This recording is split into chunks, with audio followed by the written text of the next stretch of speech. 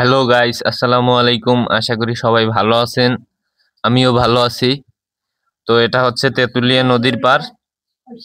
তো আপনারা অনেকে জানেন যে তেঁতুলিয়া নদীর পারে আমার আগের আইডিটায় অনেক ভিডিও ছিল। তো আমি ছোটবেলা থেকে তেঁতুলিয়া নদীর পাড়েই আমি বড় হয়েছি আর কি। আমার ওই জায়গায় বেশিরভাগ ওঠা বসা বা চলাফেরা ছিল। এক প্রকার বললে নদীর ধারের ছেলে আমি বললেই চলে।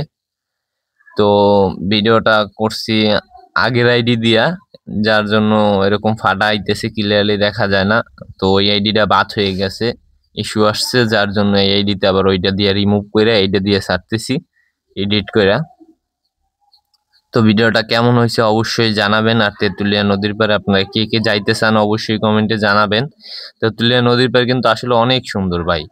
এই যে লঞ্চ যাইতেছে, ট্রলার যাইতেছে, খুব কাছ দিয়ে নদী, আপনার নৌকা যাবে, এগুলো দেখতে আসলে খুবই সুন্দর লাগে। তারপর আমরা যেই জায়গায় আছি ওই জায়গাটা হয়তো বা আপনি আহ দেখতেছেন না, কিন্তু ক্যামেরা যেই জায়গাটা আছে ওই জায়গাটা আরো সুন্দর।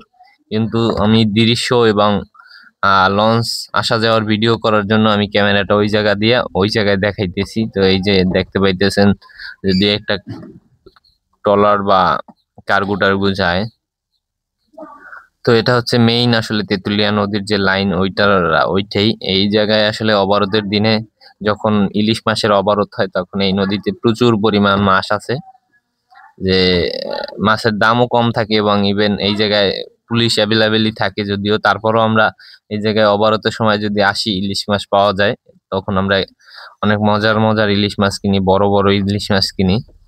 ঠিক আছে, আর খাইতেও অনেক মজার স্বাদ। তো যার জন্য আমাদের এই জায়গায় সবকিছুই বিখ্যাত। তো ভিডিওটা ভালো লাগলে অবশ্যই দেখবেন, ভিডিওটা শেয়ার করবেন। ধন্যবাদ। ভিডিওটা ভালো লাগলে লাইক কমেন্ট শেয়ার করে পাশে থাকবেন। ধন্যবাদ।